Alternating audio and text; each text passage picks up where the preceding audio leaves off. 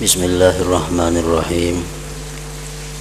Alhamdulillahi rabbil alamin. Wa bihi nasta'in ala umurid dunya waddin. Wassalatu wassalam ala ashrafil anbiya wal mursalin Sayyidina wa habibina Muhammadin wa ala alihi wa sahbihi ajma'in. Qala al-musannif al-imam hujjatul islam Abu Hamid Muhammad bin Muhammad al-Ghazali rahimahullah wa nafa'ana bi'ulumihi fid darain. Fanzuril ana ilal izam wa hiya ajsamun salbatun qawiyyatun kaifa khalaqaha min nutfatin sakhifatin raqiqah thumma ja'alaha qiwaman lil badani wa imadan lahu thumma qaddaraha bimaqadira mukhtalifatin wa ashkalin mukhtalifah faminhu saghiru wa kabiru wa tawil wa mustadir wa mujawwafun wa musammatun wa haridun wa daqiqa. Walamma kana al-insanu muhtajan ila al-harakah bijumlati badanihi wa bi ba'di a'dha'ihi mubtatiran litaraddudi bi hajatihi lam yaj'al 'azmahu 'azman wahida bal 'idhaman katsiratan bainaha mafasilu hatta tatayassara bihal harakah wa qaddara shakla kulli wahidatin minha ala wifqil harakatil matlubati biha thumma wasala mafasilaha wa rabata ba'daha bi ba'din bi autarin ambataha min ahadi tarafail azmi wa alsaqahu bil azmil akhar qarribati lahu thumma khalaqa bi ahadi tarafail azmi zawaida kharijatan minhu wa bil akhari hufaran ghaisatan bihi muwafiqatan li shikli zawaid litadkhula biha wa tantabika 'alaiha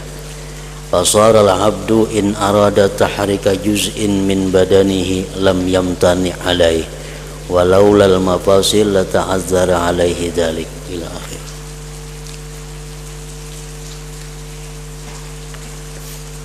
Makna daripada kalamul Imam Al-Ghazali rahimahullah, maka perhatikanlah sekarang kepada tulang-tulang. Perhatikanlah sekarang kepada tulang belulang, dan itu adalah tubuh atau benda yang keras lagi kuat. Tulang yang ada di dalam tubuh kita, yang ada di dalam awak kita, itu adalah benda yang keras dan kuat. Bagaimana dia Allah menciptakannya dari air mani yang lemah lagi halus. Bagaimana prosesnya benda yang keras tadi padahal berasal dari air mani yang lemah.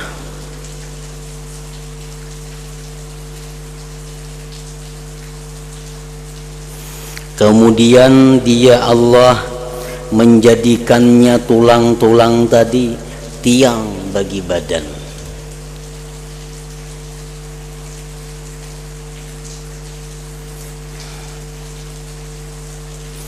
Kemudian dia Allah menentukannya dengan ukuran-ukuran yang berbeda-beda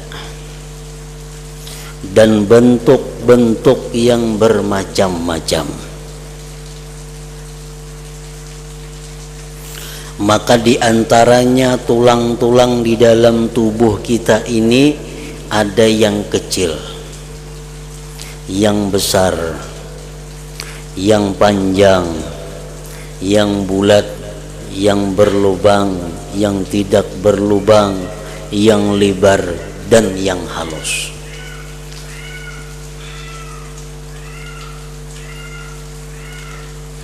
Padahal semuanya itu adalah berasal dari air mani.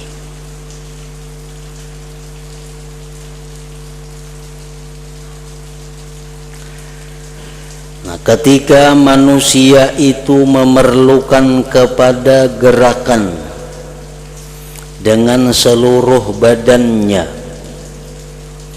dan dengan sebagian anggota badannya, lagi memerlukan kepada pulang pergi pada segala keperluannya, maka Dia Allah tidak menjadikan tulang itu satu tulang,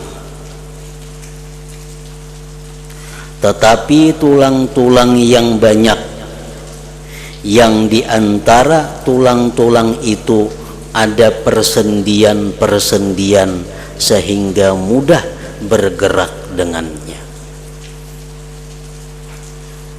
Jadi Allah Subhanahu wa ta'ala kadang menjadikan tulang itu satu tulang,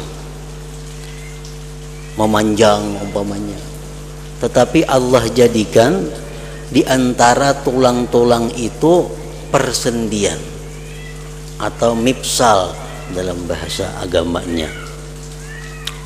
Dengan apa sebab Allah menjadikan di antara tulang-tulang itu persendian? Untuk memudahkan manusia bergerak, untuk memudahkan manusia mencapai sesuatu yang dikehendakinya.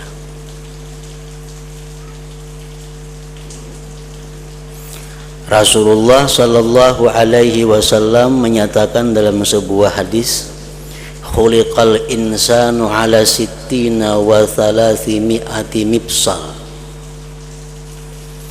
Diciptakan manusia itu atas 360 persendian.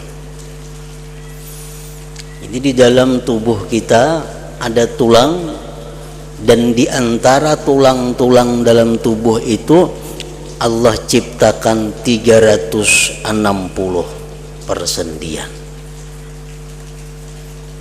Macam kita ambil contoh di jari umpamanya. Nah, di jari ini sekali persendian, 2 buting persendian, 3 persendian. Jadi jari telunjuk ini 3 sudah persendiannya. Nah, ini ngarannya adalah mifsal. Allah jadikan ini supaya memudahkan kita untuk memperbuat apa yang kita perlukan. Nah, coba kadada itu, kadada persendian rata nah macam ini, makan kada kawa, kalau makan nangka ini. Nah, Allah ulahkan persendian supaya kawa. Jadi ujar Nabi kita, di dalam tubuh itu ada 360 persendian. Lalu sambungan hadis tadi, ala kulli mifsalin sadaqatun. Atas tiap-tiap persendian itu sedekah. Artinya apa? Bahwa setiap persendian-persendian yang ada di dalam tubuh kita itu menuntut kepada kita untuk disedekahi.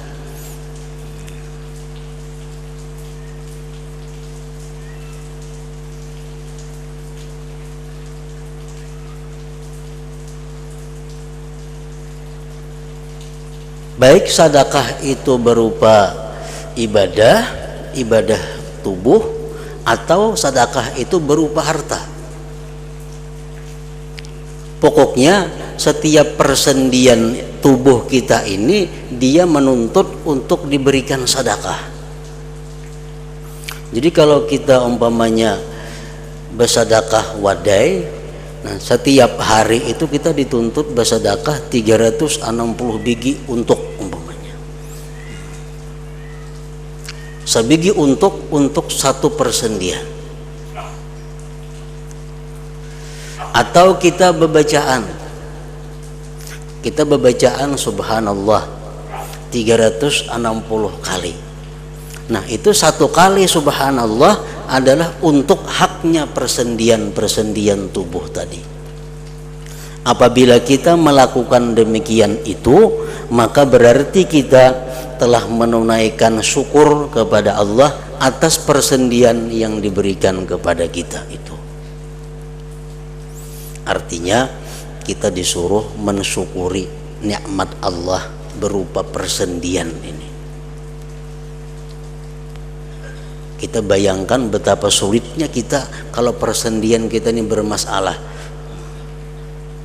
Duduk ngalih, semuaan ngalih. Nah, itu nikmat Allah yang sangat besar yang wajib disyukuri. Bentuk pensyukurannya macam apa? Ya sedekah tadi. Kita membaca la ilaha illallah 360 kali, itu sudah cukup untuk bukti syukur kita atas persendian yang diberikan itu.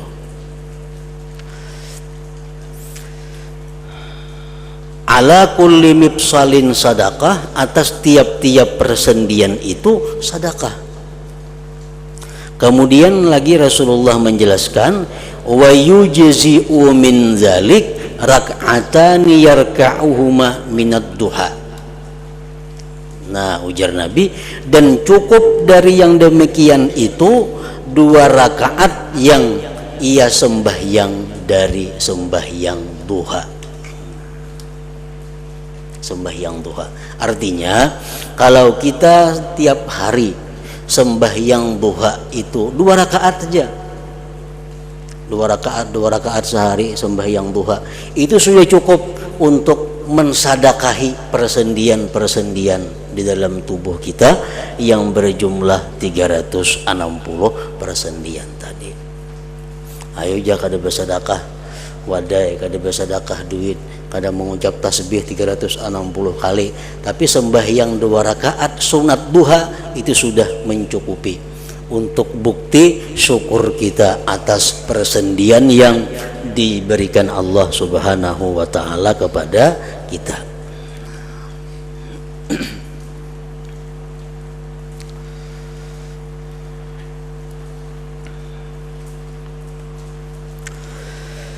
Dan dia menentukan bentuk setiap masing-masing daripadanya sesuai atas gerakan yang diminta. Di persendian ini bergerak menyesuaikan apa yang kita minta.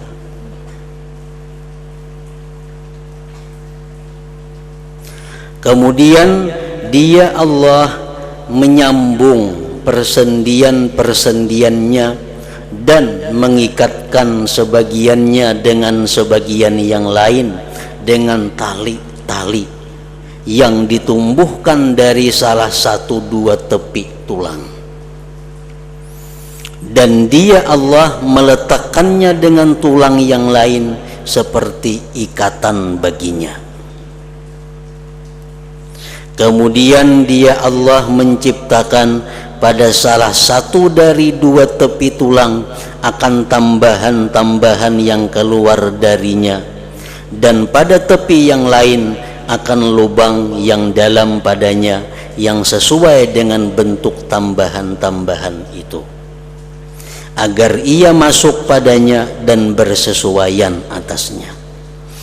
Maka jadilah seorang hamba kalau hendak menggerakkan bagian dari badannya, niscaya tidak tercegah. Dan jikalau tidak ada persendian-persendian, niscaya yang demikian itu sukar atasnya manusia tadi. Nah, jadi kita disuruh memikirkan itu. Bagaimana Allah menciptakan tulang-tulang berasal daripada air mani. Kemudian Allah bukan hanya menciptakan 1 tulang, tapi berbagai macam jenis tulang, berbagai macam jenis ukurannya. Dan lagi Allah Subhanahu wa taala bagaimana menciptakan di antara tulang-tulang itu persendian untuk memudahkan kita bergerak melakukan sesuatu keperluan. Dalam suratul Waqiah, Allah Subhanahu wa taala mengajarkan kepada manusia bahwa apabila kita tafakkur, memikirkan tentang keajaiban, kehebatan ciptaan Allah Subhanahu wa taala, maka Allah memerintahkan kepada kita fasabbih bismi rabbikal azim. Seperti umpamanya dalam suratul Waqiah, afara'aitum ma tumnun a antum takhluqunahu am nahnul khaliqun. Allah bertanya, apakah pendapat kamu, ujar Tuhan, tentang mani yang ada pada kamu? Apakah air mani itu ciptaan kamu atau kami yang menciptakan mani itu? Nah, ujung-ujungnya fasabbih bismi rabbikal azim, maka bertasbihlah engkau kepada Tuhan.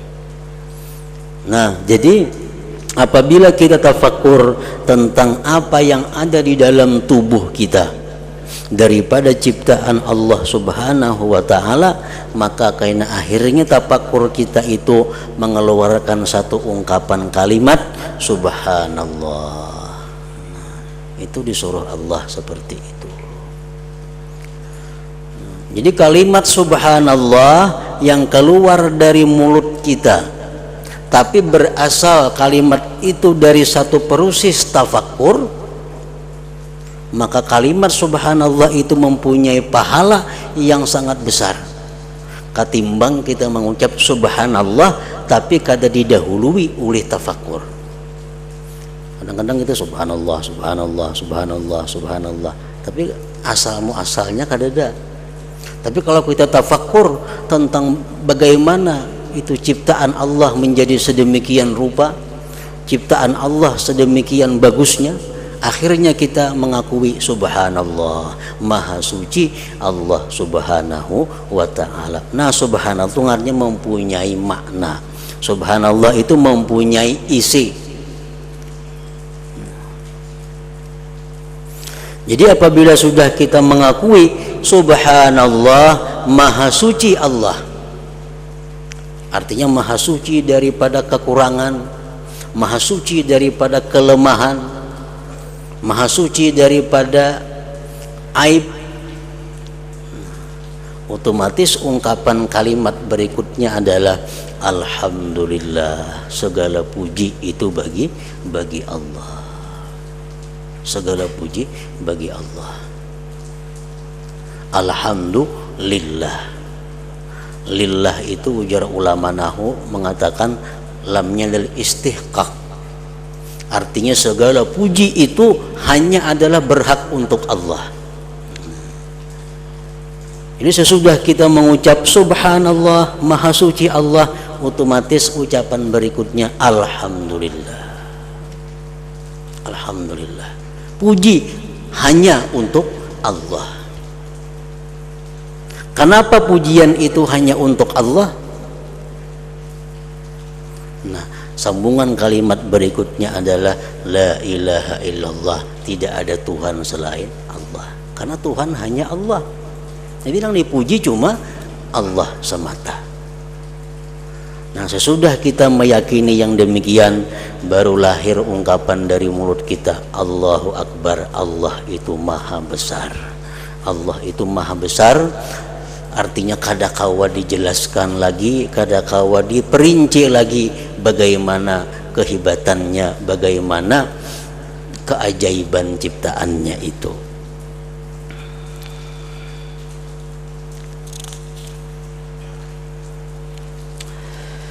Kemudian perhatikan bagaimana Dia Allah menciptakan tulang belulang kepala.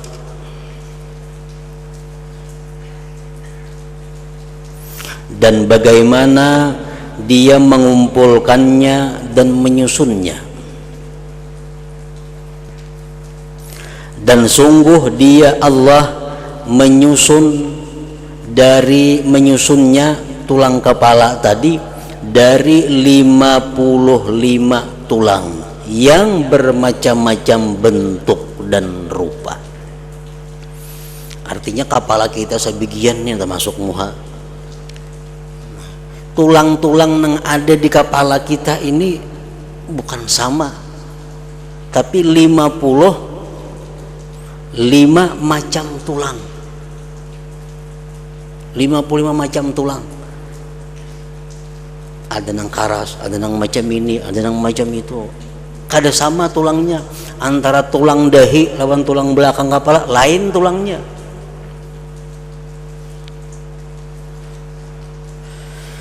Nah, lalu dia Allah menyusun sebagiannya kepada sebagian yang lain, di mana dengannya pula kepala sama seperti yang kamu lihat. Maka di antaranya ada 6 yang tertentu bagi tempurung kepala, 14 bagi tulang rahang atas, 2 bagi tulang rahang bawah, dan sisanya adalah gigi-gigi. Gigi ini kita kira sama samuaan, padahal lain-lain. Tulang gigi ini kita kira sama aja samuaan, padahal tulang gigi yang sebut kada sama. Sebagiannya ada yang libar yang pantas untuk menumbuk, sebagiannya adalah tajam yang pantas untuk memotong, yaitu gigi taring, gigi geraham, dan gigi depan.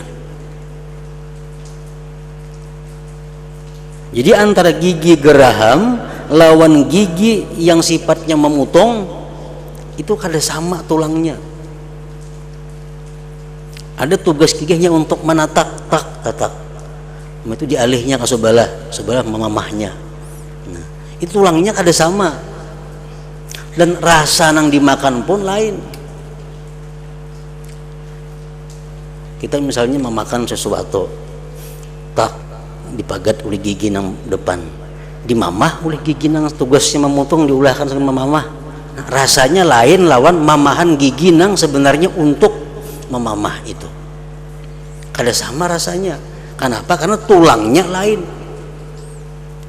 Nah, itu keajaiban daripada ciptaan Allah Subhanahu wa ta'ala.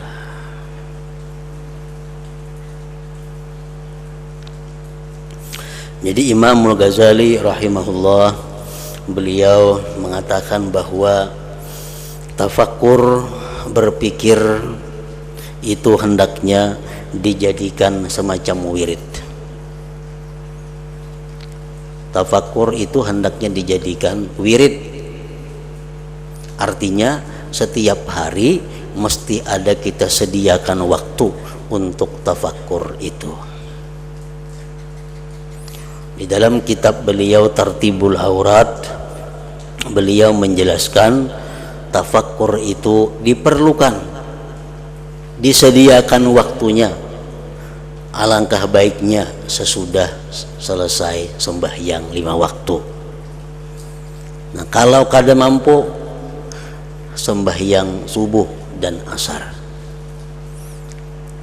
Jadi di situ beliau menyebutkan bahwa mulai waktu subuh sampai terbit matahari, mulai azan subuh sampai terbit matahari, itu hendaknya dibagi 4 macam wirid.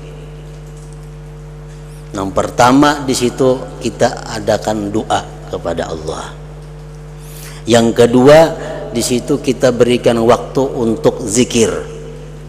Zikir macam-macam, misalnya la ilaha illallah kah, salawat kah, tasbih kah. Yang ketiga di situ kita berikan waktu untuk membaca Al-Quran, beberapa ayat kah. Nah, yang keempat kita berikan waktu ada untuk tafakkur. Itu antara azan subuh sampai terbitnya matahari. Jadi itu waktu ada lawas waktunya. Anggaplah misalnya mulai jam 5 kurang seperempat sampai pukul 6.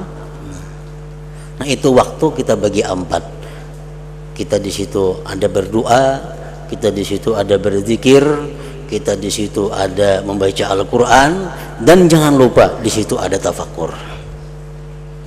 Nah, apa yang ditafakkurkan, yang dipikirkan, tasarah aja apa kan dipikirkan. Nang penting ujung-ujungnya itu adalah merasakan keagungan, kebesaran Allah Subhanahu wa taala. Atau tafakur apa aja yang ujung-ujungnya merasakan bahwa diriku ini sangat hina, sangat lemah, sangat banyak mempunyai kesalahan. Yang ketiga, atau tafakur yang ujung-ujungnya itu adalah membuat kita takut kepada Allah Subhanahu wa taala dan menghadapi hari kiamat.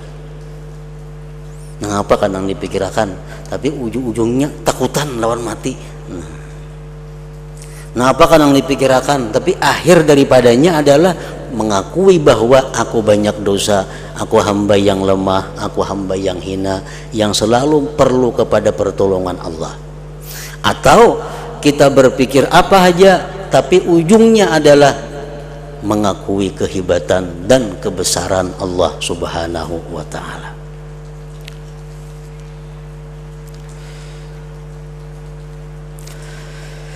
Dan lagi di antara terbit fajar atau waktu subuh sampai terbit matahari itu ada Rasulullah sallallahu alaihi wasallam menjelaskan, idza shalla ahadukum rak'atail fajri falyattaji' ala yaminih, hadis riwayat Abu Daud. Ujar Nabi, bila seseorang sembahyang sunat subuh 2 rakaat, falyattaji' ala yaminih, hendaklah dia berbaring. Ini sunat nih. Hendaklah dia berbaring atas badannya yang kanan. Nah, berhiring macam orang mati di dalam kubur tuh. Dihiringnya kan kalau rajin tuh. Nah, ini sebelah kanan nih ke tanah atau ke lantai. Itu sunat. Bila kalian, ujar Nabi, sudah sembahyang 2 rakaat subuh, hendaklah berbaring atas badannya yang kanan. Artinya nangkaya orang mati di dalam kubur. Nah, jadi kita disuruh itu berbaring, berhiring, anggota badan bagian muka ini menghadap kiblat. Nah, ngapa berbaring itu tujuannya? Kenapa disuruh berbaring? Imbas sembahyang sunat subuh itu disuruh kita berbaring kayak itu, kenapa? Imam Ramli mengatakan dalam kitabnya An-Nihayah, wala'alla min hikmatihi annahu yatazakkaru bidzalik daj'atal qabr. Barangkali hikmah dari yang demikian itu bahwa dia berbaring seperti tadi mengingat, tafakur bahwa seperti itulah nantinya keadaannya di alam kubur. Ini tafakur. Jadi waktu kita berbaring itu kita disuruh tafakur, disuruh berpikir, macam inilah kita kaina dirabahakan orang di dalam kubur sendirian. Nah, jadi itu sunat barabah macam tadi, dan disunatkan pula kita berpikir waktu barabah tadi mengingat bahwa kita dalam kubur seperti itu. Nah, itu waktu tafakur.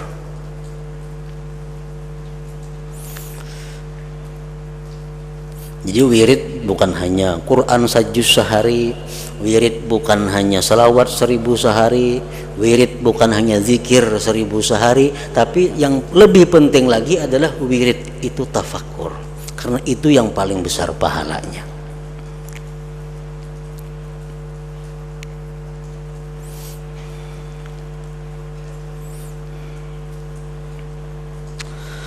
Kemudian dia Allah menjadikan leher itu pangkal bagi kepala dan menyusunnya dari 7 buku-buku tulang yang berlubang dan bulat.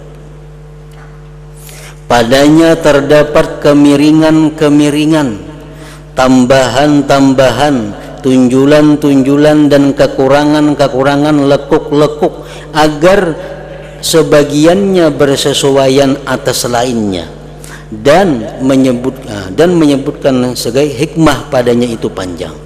Jadi Allah Subhanahu wa taala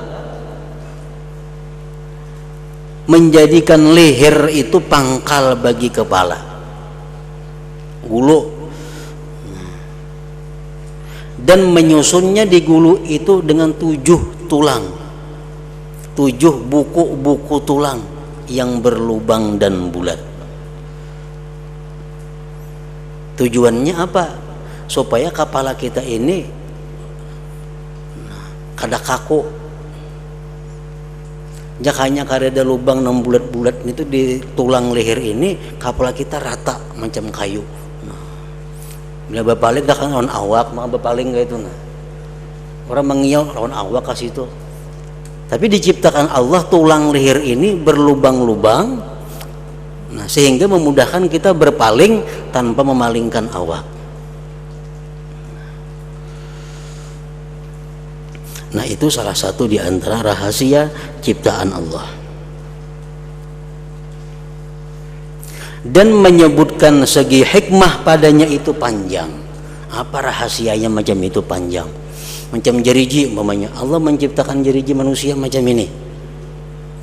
Ini pasti ada rahasianya. Kenapa kada rata semua? Rata apa nang kayak ini nah? Kenapa nang kayak ini tak handap? Ini tak panjang dikit, panjang lagi, handap lagi, handap lagi. Ini semua ini ada rahasia, ada hikmah yang diketahui oleh Allah Subhanahu wa ta'ala.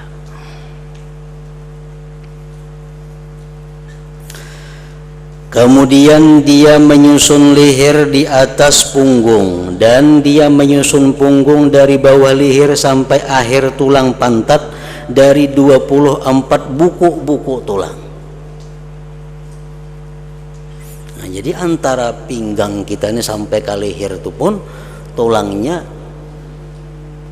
terdiri daripada 24 buku-buku tulang. Dan dia menyusun tulang pantat dari 3 bagian yang berbeda-beda. Lalu bersambung dengannya dari bawahnya itu tulang ikur. Tulang ikur juga tersusun dari 3 bagian. Kemudian dia menyambung tulang-tulang punggung dengan tulang-tulang dada, tulang-tulang bahu, tulang-tulang 2 tangan, tulang-tulang ari-ari, tulang-tulang pantat, tulang-tulang 2 paha, 2 mata kaki, dan jari-jari kedua kaki. Nah, semua itu Allah menciptakan dengan ciptaan yang sangat halus dan sangat rapi, sesuai dengan nama Allah Al-Latif, yang maha halus, yang maha lembut. Artinya apa? Ciptaan Allah itu lembut, halus. Artinya kada kasar. Orang tuh ada gawian nang pina kasar, ada gawian nang halus. Nah, ciptaan Allah sangat halus.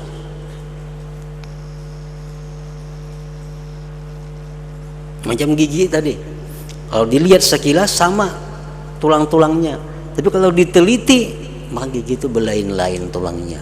Kelihatannya sama daripada halusnya ciptaan Allah Subhanahu wa ta'ala itu. Maka kita tidak akan memanjangkan menyebut bilangan yang demikian itu. Dan semua bilangan tulang belulang pada badan manusia adalah 248 tulang. Selain tulang-tulang yang kecil diliputi dengan celah-celah persendian. Maka perhatikanlah bagaimana dia menciptakan semua yang demikian itu dari air mani yang lemah lagi halus.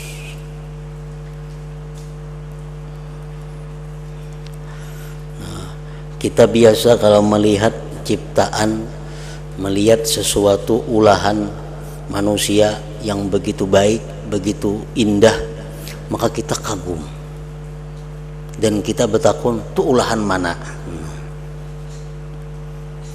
Melihat rubut umpamanya, rubut bisa berjalan, rubut bisa menyorong banyu, kita kagum melihat rubut itu dan kita bertakun, ulahan siapa itu? Padahal rubut itu dibanding manusia kada napa-napanya, disipakin rabah rubut itu. Tapi kita kagum dengan robot itu, luar biasa kagumnya. Padahal diri kita sendiri sangat hebat daripada robot itu. Tapi kita kadang memikirkan siapa yang menciptakan diri kita ini. Kenapa sebabnya kita ini kehilangan wirid yang namanya tafakkur itu? Sedikit orang, sedikit manusia yang menjadikan tafakkur sebagai wirid hariannya. Kenapa sebabnya? Ya mungkin karena keterangan minggu dahulu, yaitu ada 10 sebab yang menyebabkan orang itu terhindar atau lalai daripada tafakkur itu. Setiap sesuatu yang besar ganjarannya dari Allah, setiap sesuatu yang sangat berharga dari Allah Subhanahu wa ta'ala, maka Allah hanya memberikan kepada orang-orang tertentu yang dicintainya. Orang-orang biasa kada akan bisa, kada akan diberi Allah. Seperti contohnya tafakkur ini. Tafakkuru sa'atin khairun min ibadati sana. Berpikir sesaat lebih baik daripada ibadah 1 tahun. Luar biasa. Oleh karena itu Allah kadang memberikan yang luar biasa ini kepada sembarang manusia. Hanya orang-orang yang tertentu yang dapat berpikir yang tafakkur itu. Tidaklah yang dimaksud dengan menyebut bilangan tulang belulang adalah agar diketahui jumlahnya. Sesungguhnya ini adalah ilmu yang dekat yang dapat diketahui oleh para doktor dan orang-orang ahli bedah. Hanya saja maksudnya adalah agar memikirkan daripadanya pada orang yang mengaturnya dan menciptakannya. Bahwasanya bagaimana dia mentakdirkannya dan mengaturnya dan membidak-bidakkan di antara bentuk-bentuknya dan ukuran-ukurannya, dan dia menentukannya dengan ini bilangan yang tertentu. Tulang tangan sekian biji, tulang kepala sekian macam, tulang batis sekian macam, tulang jeriji sekian buting. Itu Allah menentukan yang demikian itu. Karena jikalau dia menambahkan satu kepadanya, niscaya yang demikian itu menjadi malapetaka atas manusia. Sabuting tulang kita labihan jadi masalah. Yang ia memerlukan kepada mencabutnya. Orang ada ditumbuhi tulang di batis, tulang labihan, pas tumbuhnya di telapak batis, kada kau berjalan dijagakan sakit. Akhirnya apa? Pas sampai operasi menggayat tulang nang timbul di batis tadi. Nah hanya sedikit lebihan tulangnya, sudah menjadi malapetaka bagi manusia. Dan jikalau ia mengurangi satu daripadanya, niscaya demikian itu adalah kekurangan yang memerlukan kepada penambalannya. Gigi kurang sebiji aja ada masalah daripada yang sempurna giginya. Maka seorang doktor ia memikirkan tentang itu untuk mengetahui jalan pengobatan pada menambalnya. Nah, jadi untuk meneliti sekujur tubuh kita ini, nah itu kada mampu saya kung dokter. Berpuluh-puluh dokter itu pun kada lengkap. Makanya ada dokter spesialis mata, padahal mata yang dan diurusnya berpuluh-puluh tahun sekolah urusan mata. Itu pun inya kada mampu mengetahui seluruh permasalahan mata. Ada dokter ti hati, telinga, tenggorokan, hidung itu. Nah, nang dikajinya bertahun-tahun hanya urusan telinga, tenggorokan, hidung. Ada dokter jantung, ada dokter kulit. Dokter kulit ada, orang getalan apa ngarannya ini sekolah itu. Itu punnya kada kawa seluruhnya mengetahui apa-apa penyakit kulit. Nah jadi Allah Subhanahu wa ta'ala menciptakan manusia ini, dan manusia kada akan mampu untuk mendalami apa-apa ciptaan Allah di dalam tubuh ini. Walaupun berbagai macam ahli, berbagai macam spesialis terkumpulan mengetahui rahasia ciptaan Allah yang ada dalam tubuh manusia. Nah, orang-orang yang sifatnya kedokteran ini belajar mengetahui itu untuk pengobatan. Dan sedangkan orang-orang yang mempunyai mata hati memikirkan padanya untuk menjadikan dalil mereka dengannya atas kebesaran orang yang menciptakannya dan merupakannya. Maka jauh antara dua pikiran itu. Dokter memikirkan tulang ini macam apa, habis rambut mikirkan itunya. Tapi ujungnya apa ini? Untuk cara pengobatan. Aliran saya kok memikirkan itu adalah untuk apa? Untuk mendapatkan kesimpulan betapa hebatnya orang yang menciptakan ini. Nah, lain antara dua pemikiran itu. Nah, maka jauh antara dua pikiran itu. Satu pikiran bagaimana cara mengobatinya, sedangkan yang satu adalah berpikir untuk menemukan kebesaran dan kehebatan penciptanya, yaitu Allah Subhanahu wa ta'ala. Nah, hingga situ kemudian pikirkanlah bagaimana Allah Ta'ala menciptakan.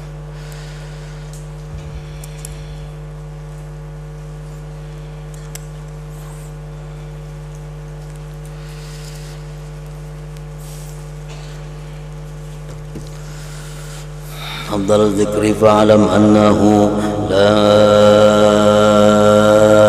ilaha illallah Muhammadur Rasulullah, la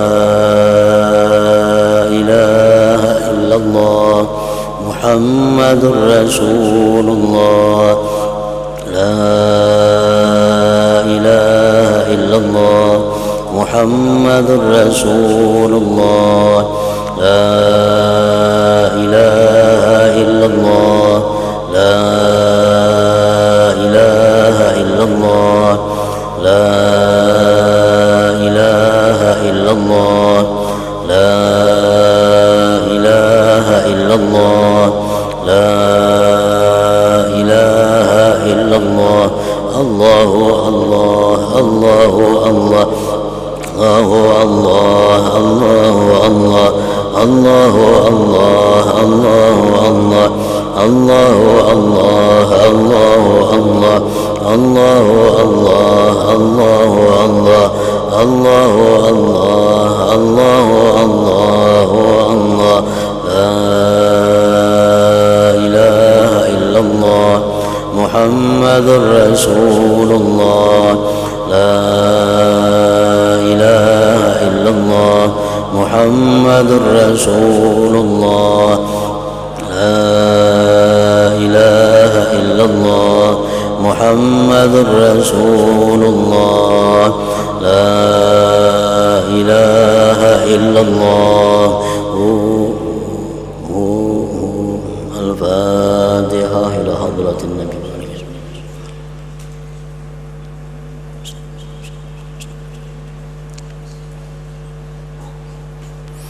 فيا أيها الرجل منه شفاعة صلوا عليه وسلموا تسليما اللهم صل وسلم وبارك